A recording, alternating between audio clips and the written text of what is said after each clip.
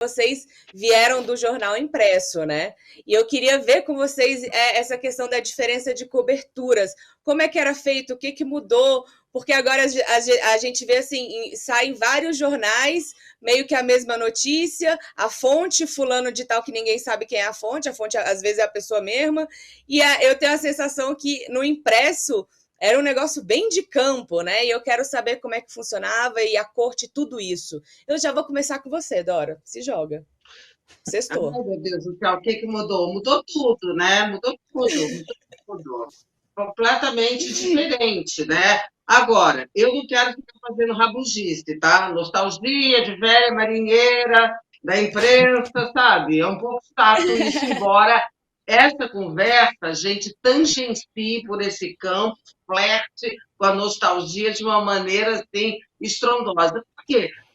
Claro, hoje você não tem mais o presencial, ninguém sai da redação, o próprio ambiente da redação é completamente diferente. Quando eu entro numa redação hoje, eu me sinto esquisita, porque eu só ouço a minha voz. Ninguém fala mais nada, porque está todo mundo de cara enfiada no computador, as redações cheias, porque ninguém mais vai para a rua.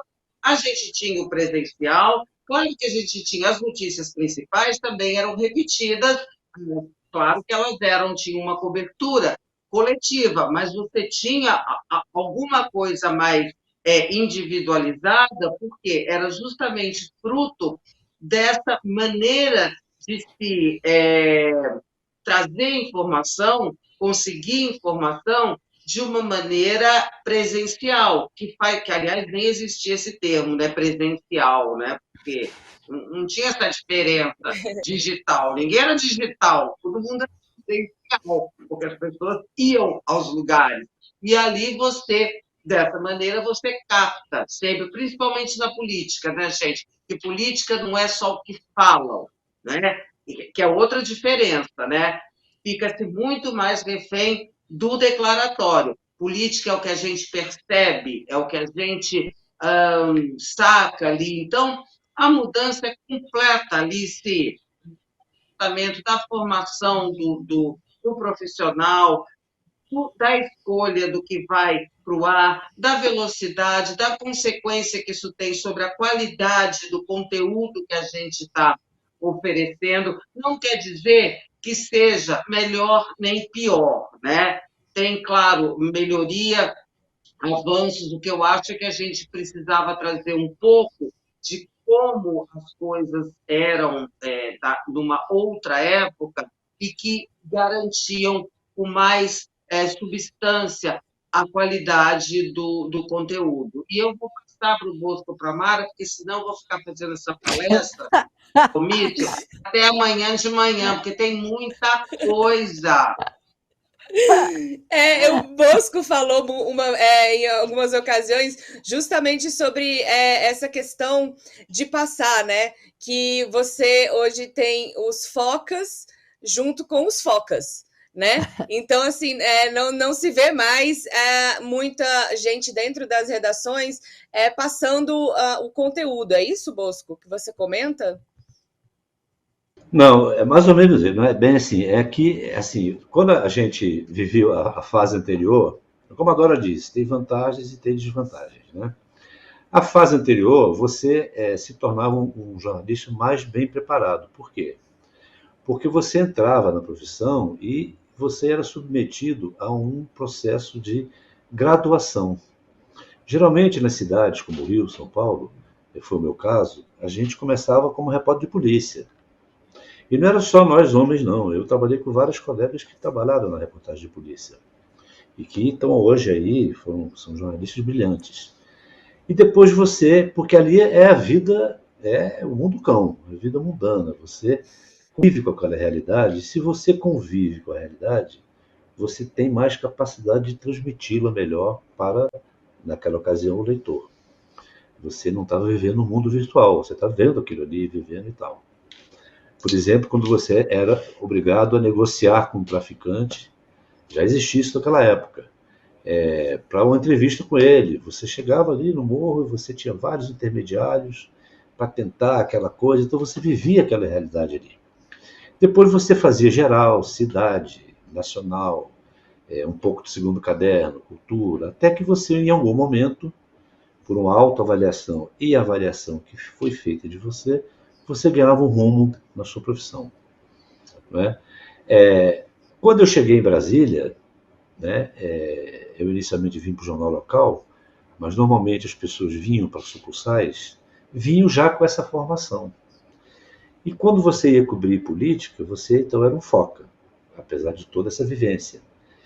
Né? E naquela ocasião que eu cheguei, também na política havia uma certa graduação. A pessoa começava como plenarista do Congresso, porque ali ela aprendia regimento, como se dá a votação, convivia com líderes e vice-líderes, aprendia o processo da política e depois ela ganhava estofo para ir adiante. Então, com o advento do digital, isso sofreu uma transformação, assim, uma supressão nessa formação das pessoas. Né? E isso eu posso afirmar que deve fazer falta. A pessoa já começar no sucursal a sua profissão e já cair lá dentro para se virar. Né? E num mundo de velocidade da informação muito grande. Né? Não há tempo de revisão, porque nós, quando começamos, também não sabíamos escrever maravilhosamente bem, não. Até hoje, não é nem o caso de ser maravilhoso, mas tínhamos várias imperfeições. Mas tinha o chamado copydesk, o revisor, que era um anteparo, ele limpava a sua matéria. Quando você via o que saía publicado e comparava com o que você tinha entregue, você percebia todos os seus erros e aquilo ia servindo para o seu aprimoramento. O tempo real tirou muito isso. Né? Então, essa, por exemplo, é uma desvantagem.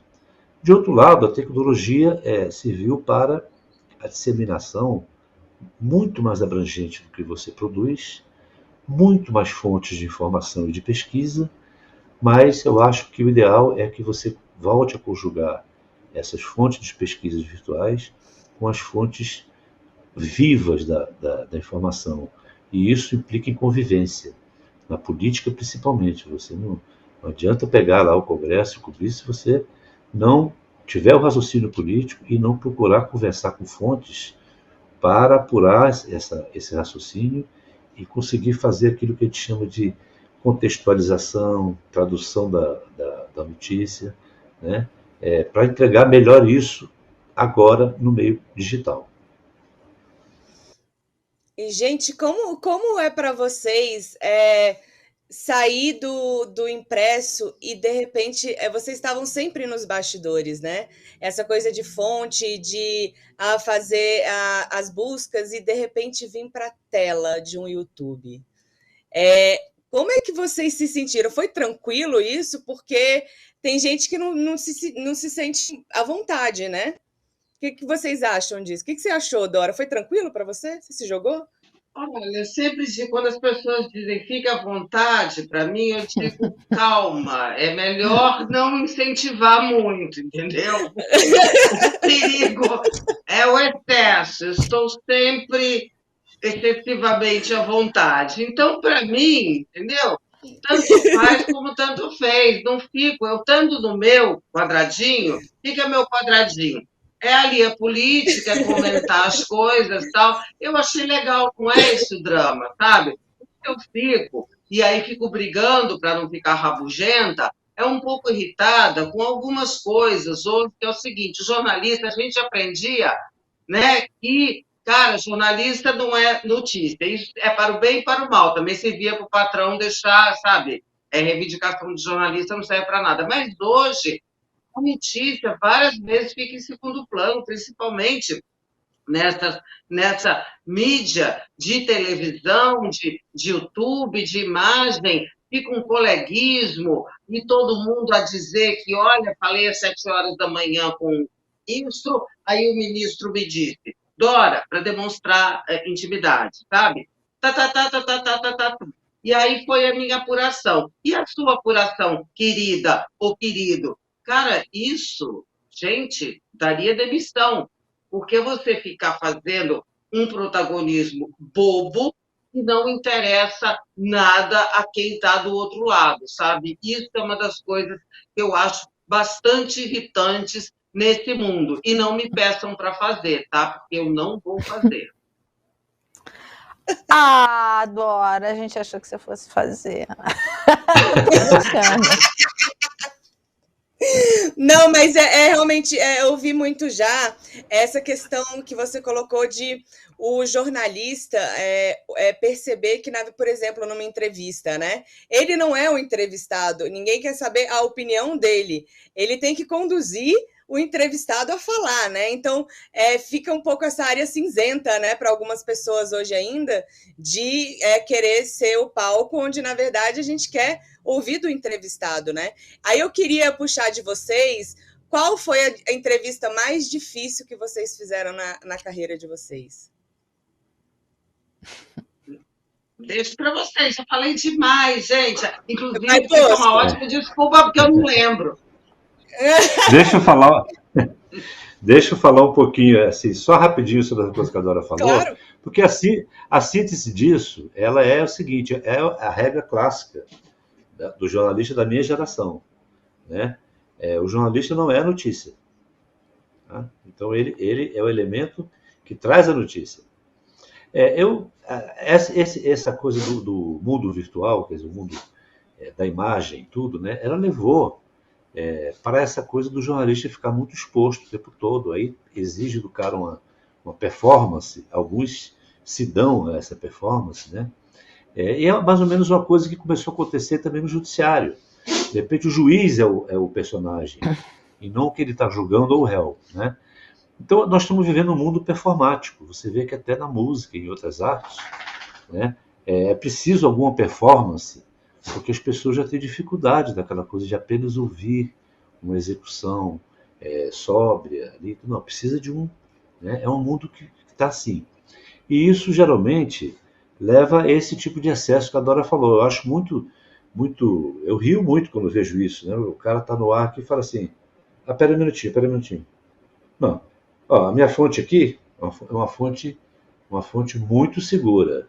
Está me dizendo aqui, quer dizer, no meu tempo, assim, não quero ir lá atrás, não, antes desse momento do jornalismo, você sentava com a fonte, conversava e arrancava muita coisa dela. Né? Então, eu tenho alguma dificuldade com esse nível de performance que a Dora mencionou aí.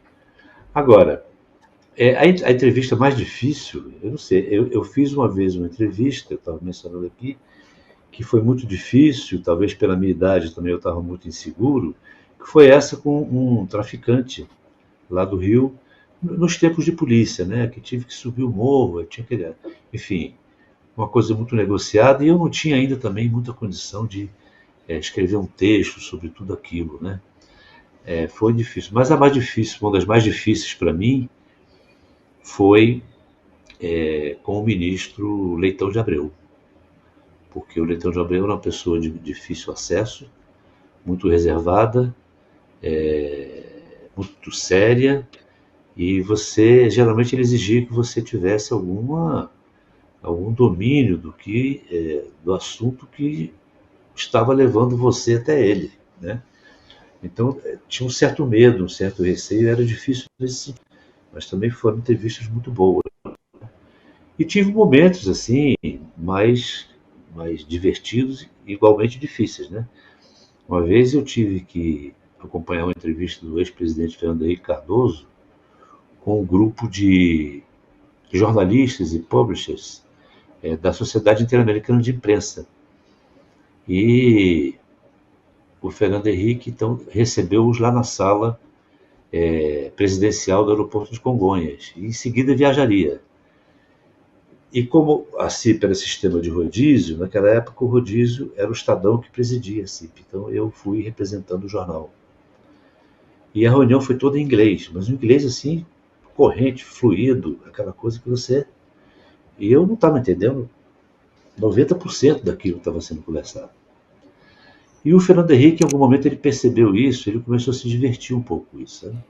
Então ele falava uma coisa para o interlocutor dele, olhava para mim, não é? E o cara de paisagem ali, que eu não ia nem confirmar nem desconfirmar, né? Então foi muito difícil. Na saída, ele, para me humilhar mais um pouco, falou assim, então, o que você achou? E eu, para me sair daquela situação, eu falei, olha, presidente, eu achei muito bom. Esse Brasil que o senhor pintou ali dentro é um Brasil formidável. Aí ele falou, pois é, eu não podia mentir, né? Quer dizer, eu quis dizer que ele mentiu sobre pintou um Brasil maravilhoso, né? O governo dele, e ele saiu assim, ele falou, pois é, eu não podia mentir, né? Eu tinha que falar a verdade.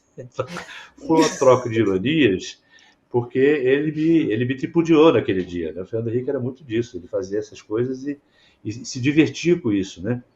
E aí a imprensa, os coleguinhas que estavam esperando ele na saída, cheio de coleguinha, esperando que ele fosse falar, dar uma palavra, né? E ele, para piorar a minha situação, ele olhou de longe para o pessoal chamando e fez assim, pro relógio, né? Tá na hora de embarcar. E aí apontou para mim e falou assim, falem com ele. Pronto. Aí eu tinha que ir lá, eu tinha que ir lá contar, eu não podia deixar de ir, porque os coleguinhas iam dizer, pô, o presidente falou para ele contar o que houve, ele não vai contar, e eu não tinha o que contar.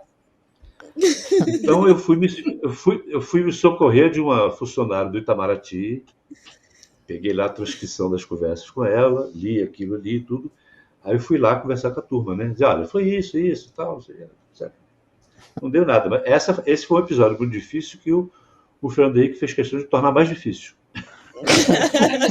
É maravilhosa essa história, porque é a cara do Fernando Henrique, gente, esse cara se divertia muito com a gente. Comigo ele se divertiu numa fila de cumprimentos com um presidente, sei lá da onde, Azerbaijão, não sei o quê, que ele vinha uma pessoa atrás de mim, um ministro de Estado, um funcionário, uma pessoa que eu nem conhecia, e ele nos apresentou como um casal. Ah, isso aqui é um casal, tá?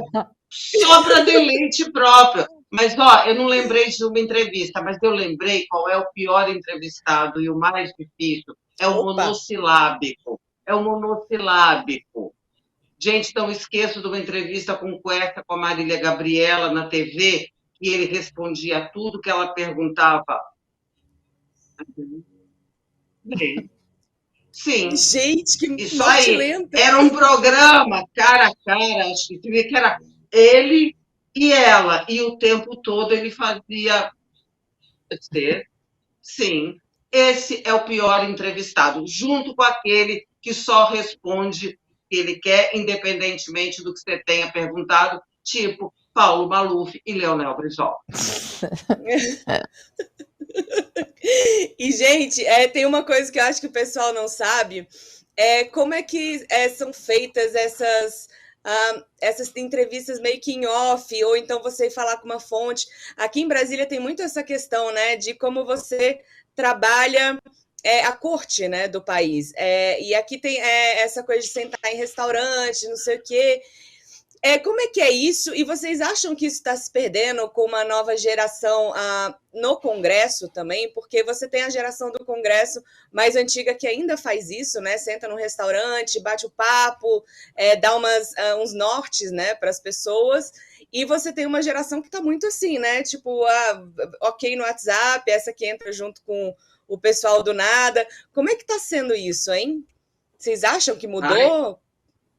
Mudou totalmente, gente. Eu vejo que as próprias fontes, eu estou sentindo isso, né? Eu quero marcar uma conversa com uma pessoa, digo, não, eu posso ir a Brasília, posso ir a Bahia, eu moro no Rio. E a pessoa já quer responder pelo WhatsApp, porque para eles também, além de ser mais rapidinho, porque falam com 5 jornalistas ao mesmo tempo, eles escapam, entendeu?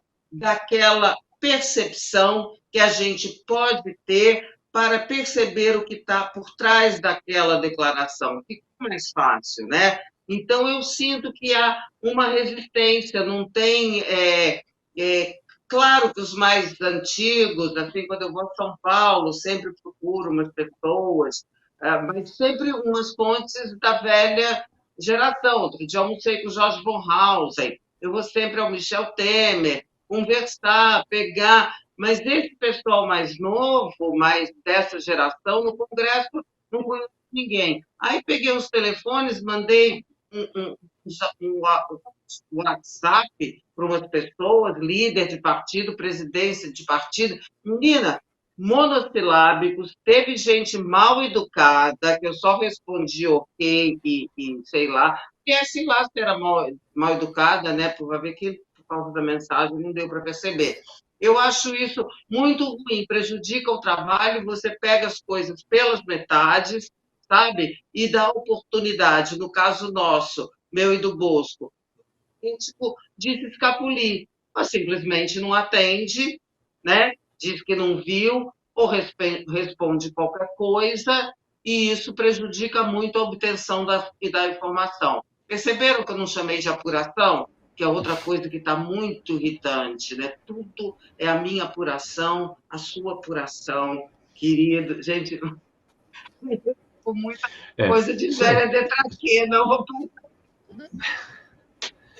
Só para acrescentar uma coisinha aqui a isso, Alice, as pessoas também têm muitas dúvidas sobre isso, que é o seguinte: quando você senta com a fonte, você não senta para entrevistar, né? Não é uma entrevista, é uma conversa para você desenvolver raciocínios em cima de determinados contextos, né?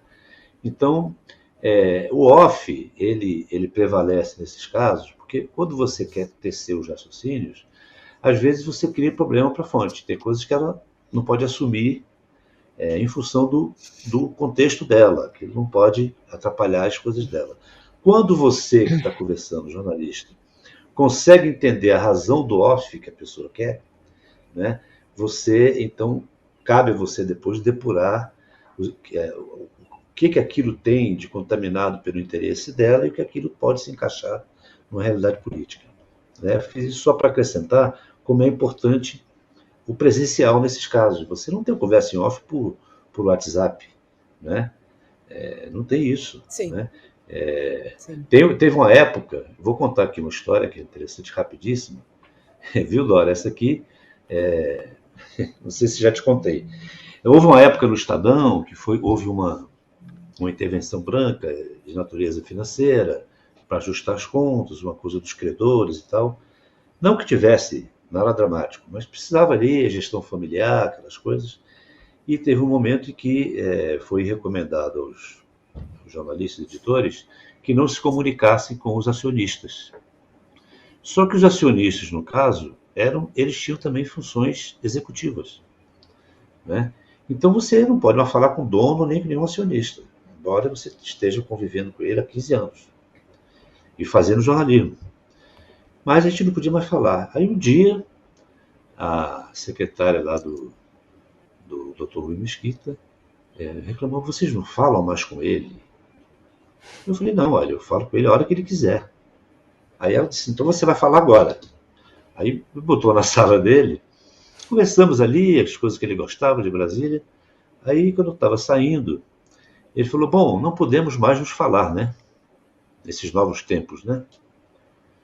Eu falei: doutor Rui, o senhor fala comigo quando o senhor quiser, como sempre foi. Ele disse assim: então ótimo, a partir de agora vamos falar em off. Então você vê, quando chega o dono do jornal falando em off com o funcionário, né? Então você vê, o off, ele tem sua importância, né? Ele tem sua legitimidade. Tem momentos que você tem que usar o off. Quer dizer, aquilo ali era um recurso que ele estava, evidentemente, de brincadeira, mas que mostrava ele utilizando uma ferramenta do jornalismo para aplicar a um momento que lhe era conveniente entre ele e seu funcionário. Quer dizer, essa história, para mim, é uma história assim, muito lapidar, muito simbólica, porque eu nunca tinha imaginado na minha vida que o dono do jornal que eu trabalhava ia propor falar em off comigo. Isso é muito louco, né? Mas é isso aí. Total. E quando a Dora falou também sobre ficar à vontade, me lembrou uma coisa que eu preciso contar. Uma vez eu mandei uma mensagem para o Saulo Ramos, o advogado já falecido, que foi do governo Sarney aqui e tudo. Todos nós conhecemos, falávamos com ele sempre. E o jornal tinha me pedido para fazer um convite a ele para participar de uma palestra. E o Saulo já estava lá em Serra Negra, não queria mais advogar, estava no sossego dele, eu sabia disso. Aí eu mandei um e-mail para ele assim: Saulo, o jornal está me pedindo para te convidar aqui para isso. Mas olha, por favor, se qualquer coisa e tudo, você tiver dificuldade, fique à vontade. Ele me respondeu 30 segundos: Bosco, fiquei à vontade. Bom. Ele disse o não ali, fiquei à vontade. Então, eu me lembro disso quando a Dora falou assim, não me peça para eu ficar à vontade que eu fico. Pode gostar da resposta. E antes de finalizar, o off é uma coisa que é sempre pedida? Ou ela é entendida?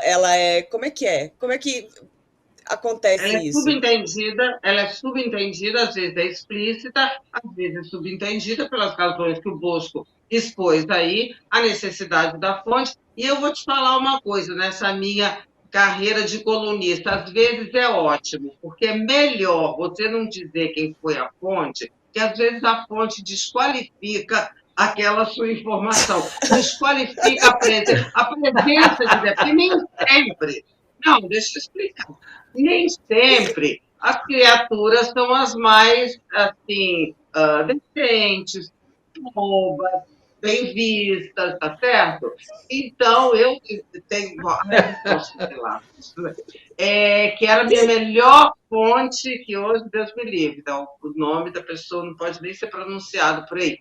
E aí, se você foi aquela pessoa que disse, pronto, a informação que era mega valiosa, com a presença daquela pessoa, destrói toda a majestade do seu texto, né? Então, às vezes, também tem um off de conveniência. Muito bom isso, faz todo sentido. Às vezes o off, dependendo da gente, a gente usa para provocar o cara para falar. Vai ficar mais à vontade, vai dizer, olha, eu não vou te comprometer, eu quero essa informação aí. Então, você usa também como um fator de sedução para o sujeito, né? Geralmente, quando você está falando com uma pessoa... né, Bosco? Mas aí cumpre, né? Aí cumpre. Aí cumpre. Ou não? Cumpre. Às vezes você está falando com o presidente da Câmara ou com uma pessoa que tem um pote de informações que você precisa e você sabe que ela naquele posto não pode estar. Você fala, presidente, aqui em off, só quero saber isso aqui, pode ser off mesmo e tal. Quer dizer, você usa para o cara dizer, tá bom, eu vou te dizer, mas você...